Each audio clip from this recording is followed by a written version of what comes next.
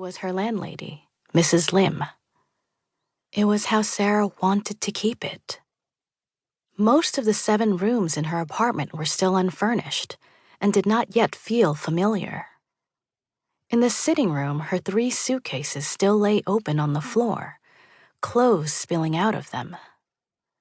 She was too listless to unpack them properly, and was still uncertain whether she might have to decamp as suddenly as she had arrived. Therefore, she left the cotton blinds permanently down against both the sun and other tenants. Inside, there were parquet floors and a long kitchen like a ship's galley, with a chessboard floor and an American fridge with steel doors. There was a feeling of estrangement and isolation about it. Though the previous tenant had been a Thai designer who had painted all the walls ochre and dark green, which might have been colors of luck and fortunate karma for all she knew. The cabinets were made of old teak, a wood now illegal, and there was a stained glass window in the kitchen. Now that she thought about it, she was fortunate that the class-conscious landlady had not asked to see a passport. She had impressed Mrs. Lim with her aura of good breeding, and it appeared that the august American name, Talbot, rang a little silver bell even here. In reality, she had chosen the name Sarah Talbot Jennings merely to be forgettable. Each morning began with an idle swim in the shared pool. For this, she went down in the elevator in her swimsuit and a bathrobe, wearing spa slippers and carrying a thermos of more freshly brewed coffee.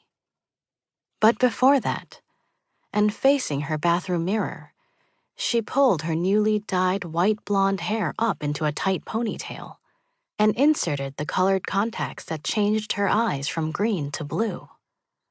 She had found them in a Thai supermarket, a line called Alcon Fresh Look.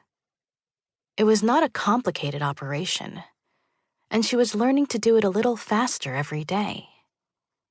When she was done, she put on her bathing suit and calculated all the moves she would make that day. Mere repetitions calculated to pass the time, to make her appear ordinary, because an unplanned day is more difficult to organize than a planned one. Since she had no job, it was an unexpectedly difficult problem she had to solve anew every morning. She was in the city purely to make herself invisible for a while, to turn herself into a living ghost in one of the few places where a solitary white woman would be little noticed, sexually or otherwise. When eventually the day was completely mapped out in her head, she sortied out in her bathrobe with her thermos and stepped onto her private landing, where the elevator awaited. The kingdom consisted of 4 towers, each with 21 floors, each connected to the others by closed-off landings, whose glass doors could be opened only with the security key each tenant possessed. They were thus entirely private.